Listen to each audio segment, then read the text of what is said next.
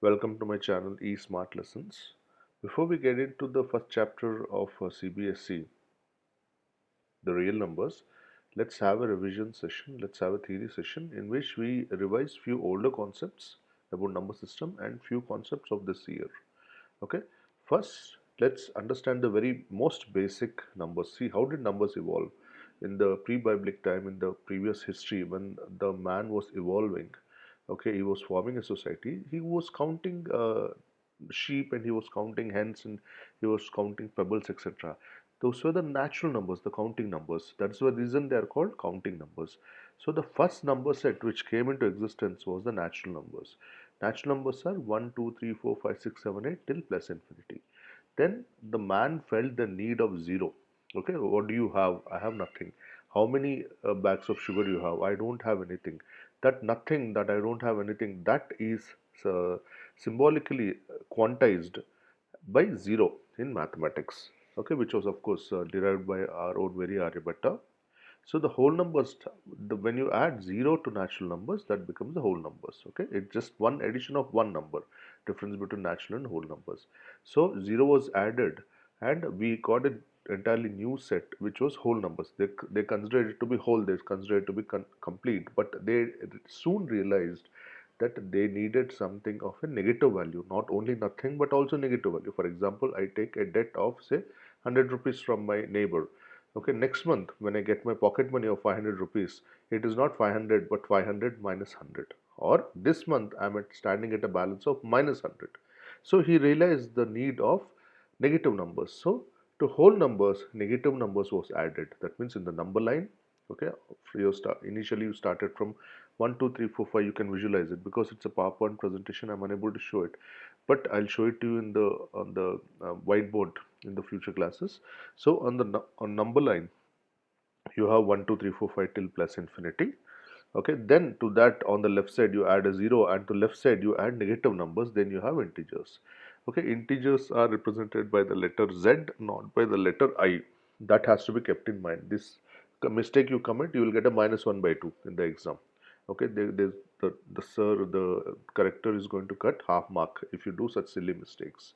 Okay, one a very important point which will be useful for your future IIT and SAT and whatever further exams you write, and the fundamental has to be clear, is natural numbers, whole numbers and integers are complete numbers. There are no fractions, there are no decimals. Between any two numbers, there are no fractions, decimals. For example, between 1 and 2, there is no 1.1, 1.2, 1.3, 1.5. Between 2 and 3, there is no 2.2, 2.3. Similarly, between minus 1 and minus 2, there is no minus 1.1 or minus 1, 1 by 2 kind of a numbers. They are complete wholesome numbers. This has to be remembered very clearly. That's why they say integral roots of a quadratic equation. Integral roots of a quadratic equation means they're complete numbers. Suppose I have a quadratic equation. Its roots, it has two roots. One is 3 and one is 1.5. Okay. Now the integral roots will be only 3 because 1.5 is not an integer. 1.1 or 1.6 is not a natural number. Minus 7.6 is not an integer. Minus 7 or minus 8. There are no numbers between minus 7 and minus 8. Okay. There are no numbers between two consecutive natural numbers or integers or whole numbers. Okay. Between two consecutive numbers, you already know any number like 1 and 2, 3 and 4, minus 4 and minus 5, or minus 4 and minus 3. This side or that side, it's okay. These points have to be very clearly remembered, very clearly. These are basics, fundamentals. The DNA, you have to imbibe it into your system. Otherwise, you're going to commit mistakes. That's the reason you have to get the fundamentals right. If the fundamentals are good, maths is very easy. Otherwise, maths is the biggest nightmare. Okay, so I'll quickly go through the points. Between two consecutive numbers, there are no numbers in natural numbers. But for rational numbers, there are infinite numbers. For real numbers, there are infinite numbers between 1 and 2. That will come, but do it when we'll come to that. Okay, so let's understand this first. Between two consecutive natural numbers, there are no numbers. Between two consecutive integers, there are no numbers. Between two consecutive whole numbers, there are no numbers. For example, minus 1 and 0, there are no numbers between them. Okay, between minus 3 and minus 1, the number of integers is only one, which is minus 2. Okay, there are no numbers like minus 1.5, minus 2.5, minus 2.0, or a mixed fraction like minus 2, 1 by 2, or even proper fraction like minus 1 by 2 or minus 1 by 3 or minus 1 by 7. When it comes to fraction, we have a slightly more complex scenario which we'll discuss, number of fractions and all.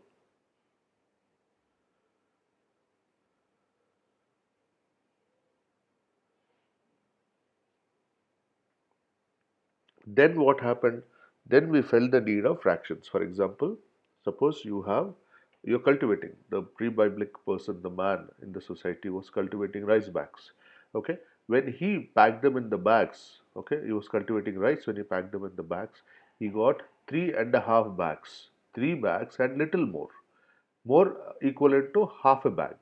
So he felt the need of a number between two consecutive numbers. That's where the fractions came into picture. Okay. Now rational numbers, decimals and fractions are included. When you take the set of integers and we place between two numbers, two integral complete numbers, when you place fractions or decimals inside them, decimals also, not all of them, that I will get into the discrimination of it, but at this point of say, let's say fractions. So between 1 and 2 I take and I put 1 1 by 2, 1 1 by 3 or 1 1 by 4 or 1 any 1 followed by any proper fraction. Okay, that means the part numbers like a pizza pie. Okay, you have one pizza pie and your brother ate off in this from the second pizza 3 pieces.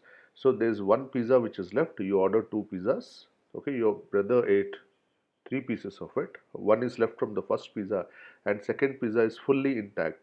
So how many pizzas you have now? You have one and slightly more than one. Okay, that is 1 1 by 4. So that's where rational numbers came into picture. Rational numbers are represented by the letter Q.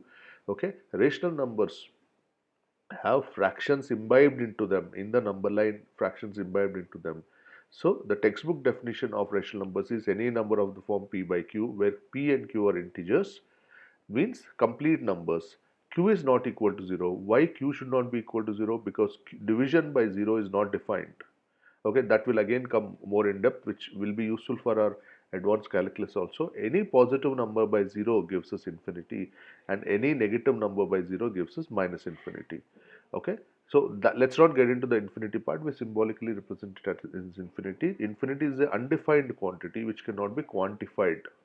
Okay, but at this point of time, coming to the scope of 10th class, let us understand that division by 0 is not defined. So when we take a fraction, when you choose a fraction, okay, where the numerator and denominator are integers, the denominator should not be equal to 0. That is the second prerequisite. First prerequisite is they have to be integers. Second, that integer should not be equal to 0, the denominator part, and p and q are co-primes or relative primes, or p by q is in the fraction is in the simplest form. What do you mean by co-primes?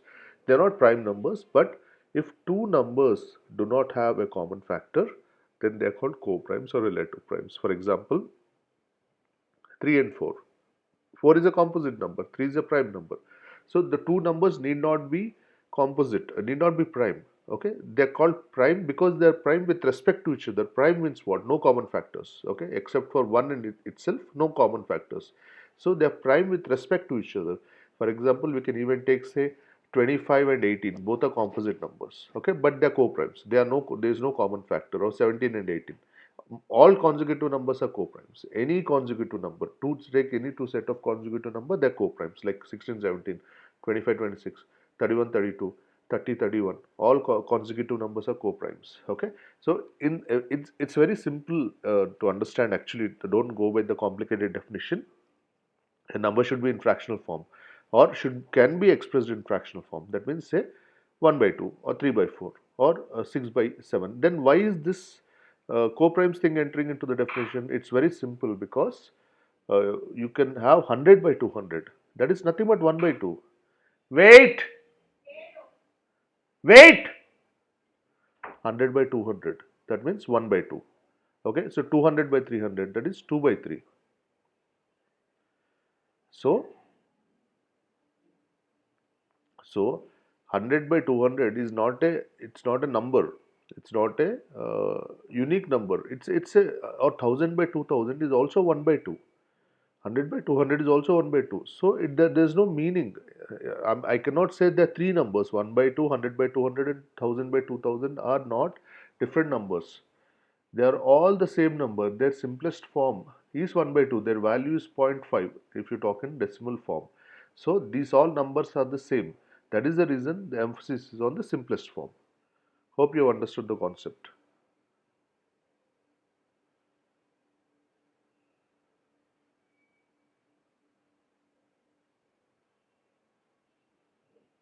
Now let us look at what are rational numbers. Let's look at little more in deep about rational numbers.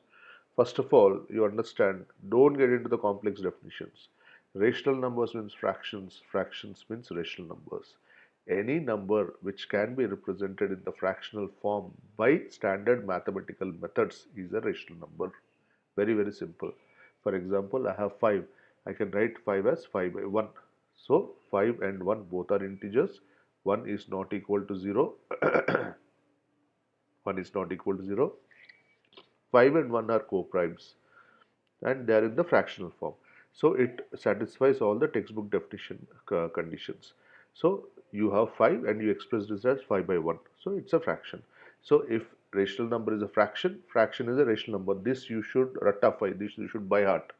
This you should put it in your mind. No complex definition of the textbook definition is for the exam. Okay, but this one you have to remember it. Rational number means fraction, fraction number means rational number, because this forms the basis for defining what is irrational number, which cannot be expressed as a fraction is an irrational number. Okay, we'll get into more detailed definition of it, but the basic definition you should understand: if a number can be expressed as a fraction, it's a rational number. If a number cannot be expressed as a fraction, it's an irrational number. It's as simple as that. First you understand that cube root of imperfect square, imperfect squares, imperfect cube roots, and all those things. Let's go later. First, you understand if a number can be expressed as a fraction, it's a rational number. If it cannot be expressed as a fraction, it's an irrational number. By any mathematical methods, whatever it may be, say suppose root 25, that is 5, then you express 5 as 5 by 1. So all those mathematical processes you do it, but the mathematical methods have to be standard, the correct mathematical methods, not that we invent our own mathematical methods. So by the formally defined mathematical methods, if you can somehow get it, like for example, sine 60, sine 60 is root 3 by 2, root 3 is irrational, by 2 is also irrational. So we have used trigonometry, then we have used rooting of the number 3, then we have used the division, we have used 3 operations of maths. Okay, so finally we got an irrational number only. So by any method which is acceptable, if we can express it, then it is uh, a rational number. If we cannot, then it's not a rational number. And irrational number is which cannot be expressed as a fraction. Okay, there are many examples for that. But we'll see into that.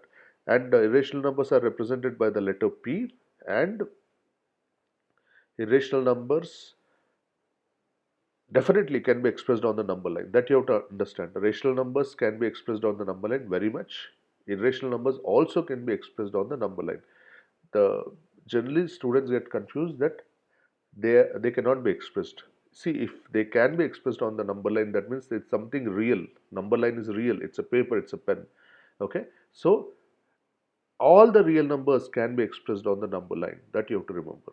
Okay, even irrational numbers can be expressed on the number line because they form a part of real number set. That we'll see in the later classes. Okay, so before we go in depth about irrational numbers, we need to understand the types of decimals. Okay, this already you've studied in the previous classes. I'm revising it, but it's very important to understand that. So in the next video, we'll understand what are the types of decimals, and then we'll more clearly define irrational numbers.